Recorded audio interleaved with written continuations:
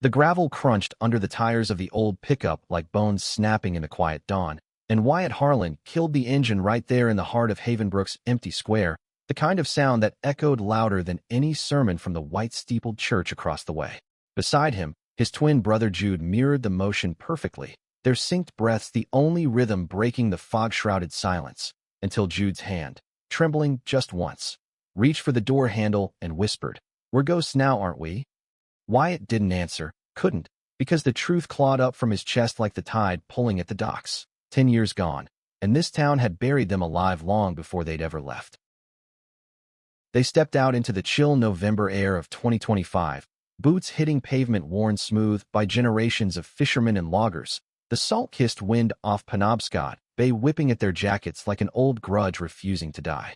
Havenbrook hadn't changed much, same clapboard houses peeling like sunburnt skin, same lobster buoys bobbing in the harbor like forgotten prayers, same faded banners strung across Main Street proclaiming, "Welcome to God's country," in letters that screamed denial more than faith. Wyatt scanned the square, his hazel eyes narrowing against the low sun glinting off the bay, landing on the Harlan hardware store his father had run until the heart attack that finally felled him 2 winters back. The sign still hung crooked, letters chipped, Harlan's. No and Sons tacked on, because there hadn't been sons worth claiming since the night of the bonfire, when Wyatt and Jude, 18 and invincible, had stood arm in arm under the harvest moon and told the world, and their family. They loved men, not the girls the town had paired them off with like prizes at the county fair. That night replayed in Wyatt's mind like a reel stuck in the projector. The crackle of the fire pit behind the VFW hall, the stench of burning leaves and cheap beer, the circle of faces, cousins, neighbors, their own blood, turning from warm glow to stone-cold judgment as Jude's voice cracked over the crowd. "It's who we are, Dad. Ain't no sin in truth." Their father, Harlan Sr., face red as the embers, had grabbed Wyatt by the collar first, his breath hot with whiskey and rage. "You think this town's got room for abominations? Get out. Both of you. Don't come back breathing my air." And they hadn't. Not until now, when Jude's diagnosis had come down like a verdict from the same unforgiving God the town worshipped. Pancreatic cancer, stage 4, 6 months if the chemo held, maybe less if it didn't. Wyatt had driven them cross-country from Seattle in that rattling Ford, Jude dozing fitful in the passenger seat, murmuring about loose ends and second chances, while Wyatt gripped the wheel until his knuckles bleached white, vowing silently that Havenbrook would choke on its own hypocrisy before he'd let it swallow his brother whole again. They walked toward the old Harlan place on Elm Street, a mile out past the salt marshes where the road turned to dirt and the houses thinned like memories fading. Jude lagged a step, his frame leaner than Wyatt's since the treatment started, but his gait still carried that easy Harlan swagger, the one that used to turn heads at the summer clambakes. "Smells like low tide and regret," Jude said, forcing a half-grin that didn't reach his eyes, shadowed hollows from nights spent staring at ceilings in hospital rooms that smelled of bleach and false hope. Wyatt nodded, slinging their duffels over one shoulder, his carpentry tools in one, Jude's sketchpads in the other, like they were knights errant returning to claim a forsaken kingdom. The house loomed at the end of the lane, a 2-story Victorian sagging under ivy and neglect, porch swing creaking in the breeze like a widow's lament. Their mother had sold it cheap after the funeral, to some out-of-towner who flipped it half-assed and let it rot again when the market tanked. Now it sat boarded up, a ghost in the family plot, waiting for exorcism or burial. Inside, the air hung thick with dust motes dancing in the slivers of light sneaking through cracked panes, furniture shrouded in sheets like bodies prepped for viewing. Wyatt dropped the bags in the foyer, the thud echoing up the staircase where they'd raced each other as kids, Jude always winning by a hair because he was the dreamer, the one who saw shapes in clouds while Wyatt hammered forts from scrap wood. "Home sweet hell," Jude muttered, leaning against the banister, his fingers tracing the carved initials WH+JH from a summer when they were 12 and invincible, before the whispers started about how close the Harlan boys were, how they shared a room and secrets like they shared a face. Wyatt watched him, chest tightening like a vice, because Jude looked smaller here, swallowed by the shadows of what they'd lost. Not just the house, but the illusion of belonging, the lie that love could bend to fit a town's narrow Bible. They spent the morning clearing the parlor, hauling out mildewed chairs and mouse nest rugs, sweat beading on their brows despite the cold draft whistling through gaps in the siding. Jude found an old photo album wedged behind a bookcase. Yellowed pages flipping open to pictures of Christmases with tinsel and tension. Their father's stern jaw always angled away from the camera, like he sensed the fracture coming. "Look at us," Jude said, holding up a snapshot of them at 16, arms slung around each other at the county fair, cotton candy stuck in their hair, grins wide as the Ferris wheel behind them. "We thought we owned the world." Wyatt took the photo, thumbs smudging the edge, remembering the Ferris ride where Jude had confessed his first crush on Tommy Whitaker, the quarterback with eyes like sea glass, and Wyatt had admitted his own pull toward quiet boys who read poetry in the library stacks. That shared secret had bound them tighter than blood, until the town turned it into a noose. By noon, word had spread like wildfire through Havenbrook's veins, the switchboard at the diner lighting up, trucks slowing as they passed the Harlan place, eyes peering from behind curtains. Mrs. Ellis from the bakery drove by first, her station wagon idling at the curb long enough to honk twice, a question wrapped in brass. Wyatt stepped onto the porch, wiping sawdust from his hands, and met her gaze through the windshield, steel wool hair, face etched with the lines of too many potlucks and too few apologies. She rolled down the window, voice quavering like the bay in a squall. "Boys, that you?" "Harlan's boys." Jude appeared behind Wyatt, silent, his presence a mirror that doubled the weight. Mrs. Ellis clutched the wheel, knuckles paling. "Your ma? She passed last spring. Pneumonia." We didn't know where to send word. The lie hung there, because they all knew. Wyatt's annual postcards from Seattle, and signed but scented with pine from the Cascades, had gone unanswered, returned like bad debts. Wyatt nodded once, throat working around the stone lodged there. "We heard." Jude's hand found his shoulder, a touch light as fog but steady as bedrock, and in that moment, Wyatt felt the old current hum between them, the twin bond that no disownment could sever, the one that had carried them through Greyhound buses to Portland, then freight trains to the West Coast, scraping by on odd jobs until Seattle's rain-washed streets offered shelter in a community that didn't demand closets. There, Wyatt had built furniture for hipster cafes, his hands shaping oak into something solid, while Jude sketched murals for queer bookstores, his lines fierce with color and defiance. They'd found love there too, Wyatt with Luca, a barista whose laugh chased shadows, Jude with Riley, a musician whose songs wove their scars into anthems. But Luca had bailed when the chemo bills piled up, whispering, "I can't watch you break," and Riley had followed suit, leaving Jude to Wyatt's care like a package too heavy for one set of arms. The afternoon brought more pilgrims. Old Man Greer from the docks, hat in hand, mumbling about debts owed for the nets their father had mended, teenage kids on bikes, whispering "faggots" under their breath until Jude shot them a look that could curdle milk, sending them pedaling off like scolded gulls. Wyatt hammered new boards over the worst of the rot, each nail a punctuation in the silence they wore like armor. No speeches, no recriminations, just the rhythm of work and the sea's distant roar. As dusk bled purple across the sky, they sat on the porch steps with canned soup heated over a camp stove, steam rising like ghosts from their breaths. Jude pulled out his sketchpad, pencil scratching softly, capturing the silhouette of the church steeple against the fading light. "What are we doing here, WY?" he asked, voice low, the question carrying the weight of all the miles between then and now. Wyatt stared at the bay, where buoys nodded like conspirators, tying off loose ends. "For you." But it was more than that, a pull in his gut like the tide calling him back, demanding he face the beast that had devoured their youth. Jude's laugh was a rasp, dry as autumn leaves. "Bull, you're the one who needs this. That fancy life in Seattle? It's varnish over the wound. This town's the splinter." Wyatt didn't deny it, because Jude knew him better than lungs know air, the shared womb, the mirrored scars, the way their heartbeats synced in utero and never quite desynced. That night, as rain pattered on the tin roof like impatient fingers, Wyatt lay awake on the lumpy mattress they'd dragged downstairs, listening to Jude's shallow breaths in the dark. The house creaked around them, settling into old bones, and Wyatt wondered if forgiveness was a door you kicked open or a window you slipped through quiet, leaving no trace but the draft. Word of their return hit the Havenbrook Gazette by morning, a front-page blurb buried under the obits. "Harlan twins spotted after decade away. Locals speculate on motives." Speculation was the town's lifeblood, thicker than chowder, and by breakfast at the Anchor Diner, theories swirled like steam from coffee mugs. Pastor Klein thumped his Bible at the pulpit that Sunday, Sermon on the Prodigal Son twisted into a cautionary tale of Sodom's shadow creeping back from the cities. But Wyatt and Jude didn't show. Their Sabbath spent prying nails from the barn out back, uncovering rusted tools that smelled of their father's sweat. Jude paused over a whetstone, running his thumb along its edge.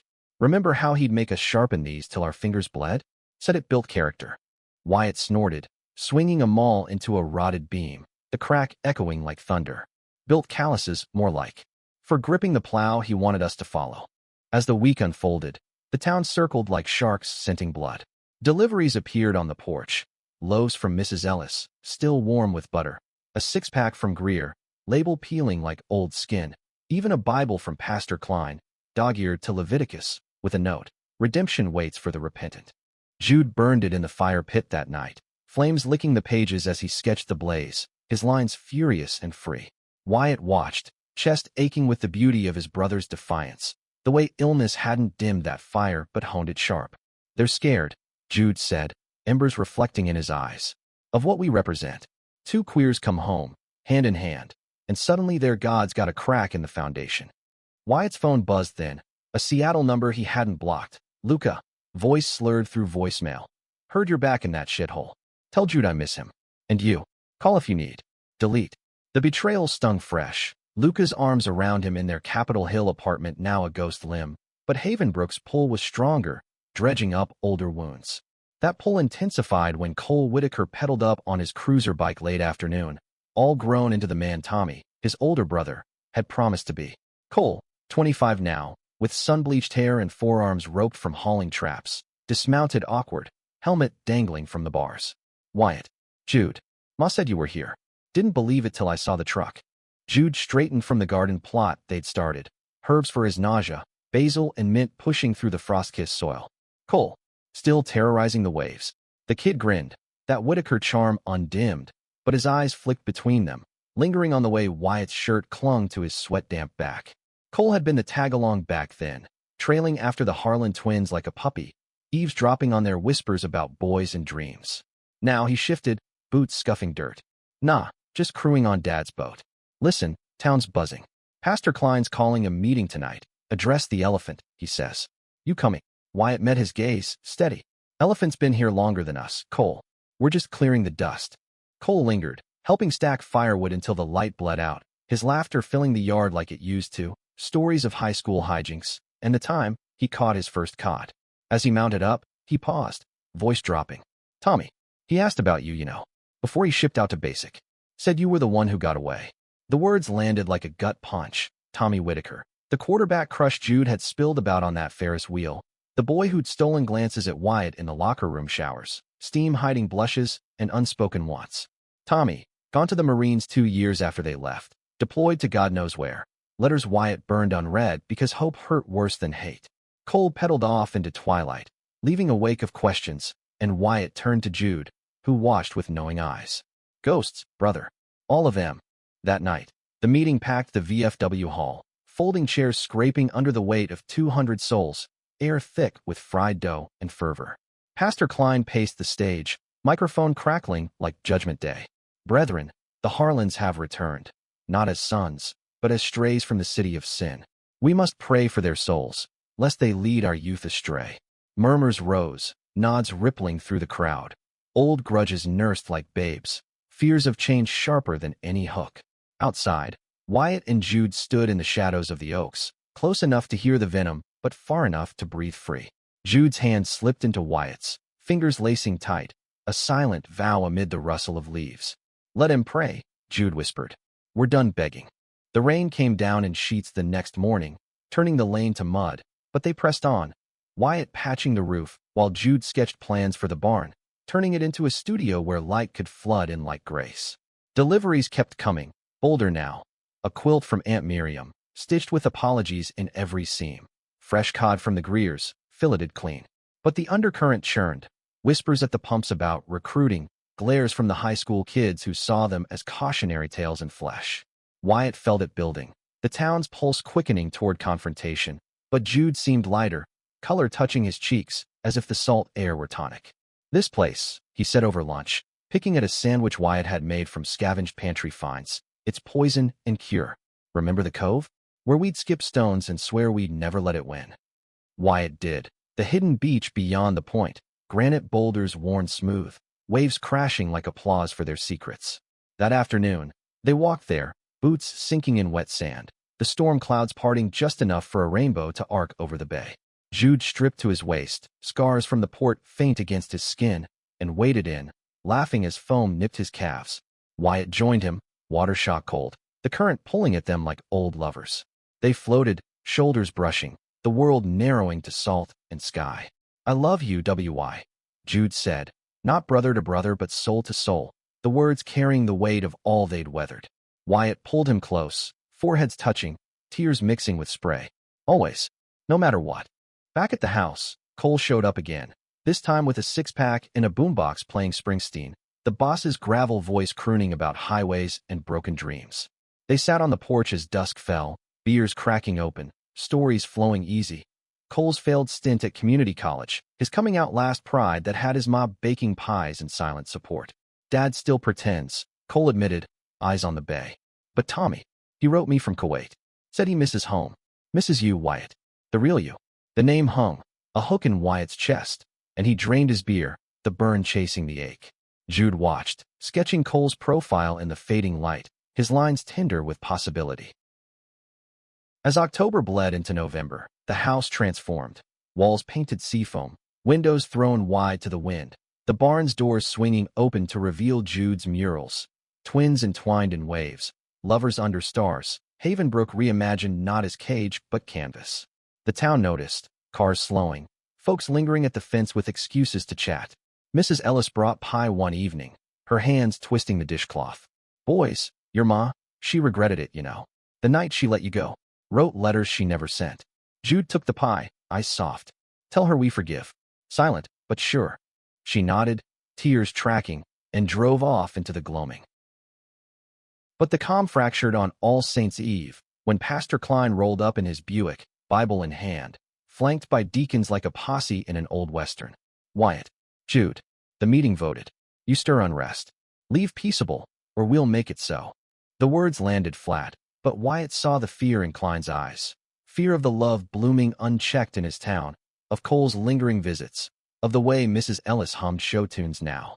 Jude stepped forward, sketchpad in hand, and without a word, flipped it open to a drawing of the pastor as a boy, kite in hand, face alight with wonder. He tore the page free, pressed it into Klein's palm. The man stared, fingers trembling on the paper, the boy's joy staring back like accusation. Klein crumpled it, but not before the crack showed, humanity peeking through the robes. Wyatt expected fallout, but dawn brought quiet. A truce, perhaps, or the town holding its breath. Jude weakened that week, fevers coming in waves, but his eyes burned brighter, plans spilling from him like confessions, a gallery opening in the barn, inviting the whole damn town to witness art born of exile. Wyatt nursed him through the nights, broth and stories, their hands linked across the quilt. Cole became a fixture, helping with chores, his touches lingering, a brush of fingers on Wyatt's arm, a shared glance heavy with heat. One evening, as Jude dozed, Cole cornered Wyatt in the kitchen. "I ain't my brother, but I see you. The way you carry it all. Let me help." Wyatt's resolve cracked, lips meeting Cole's in a kiss tasting of salt and surrender, the stove's warmth no match for the fire igniting low. The romance unfolded tentative, stolen moments in the barn while Jude sketched from the loft, Cole's hands mapping Wyatt's scars, whispers of "I've waited years" against skin. Jude knew, of course, his grin sly when Wyatt flushed. "Love's the best revenge, brother. Let it loose."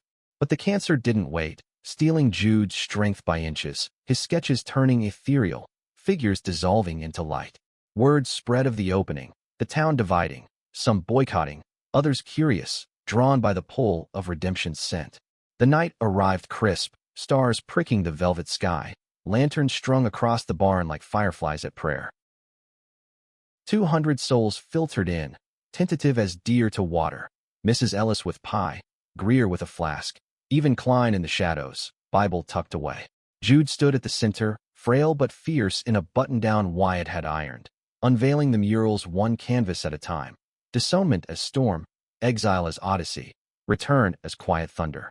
No speeches, just the arts speaking, twins hand in hand against tempests, lovers embracing under rainbows, Havenbrook steeples wreathed in olive branches.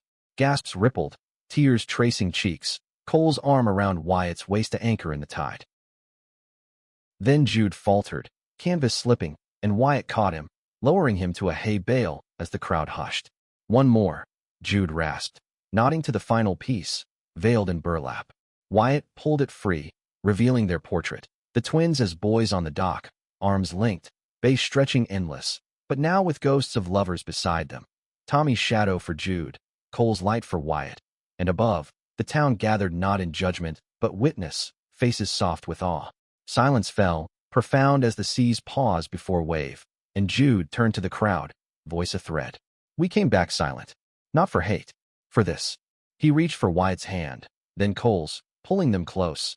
And in that circle, the town broke, sobs echoing, arms opening, Klein stepping forward to kneel, whispering forgive us. Jude slipped away at midnight, under a moon full as forgiveness, Wyatt and Cole at his side, the barn emptying to lanterns carried home like hopes. Havenbrook woke changed, murals etched in memory, the Harlan place no longer ghost but hearth. Wyatt stayed, building with Cole, furniture for new homes, lives intertwined, carrying Jude's light in every line. The silent act? Not absence of words, but presence of grace, leaving the town in tears that watered seeds of compassion, freedom blooming wild as the bay's untamed waves.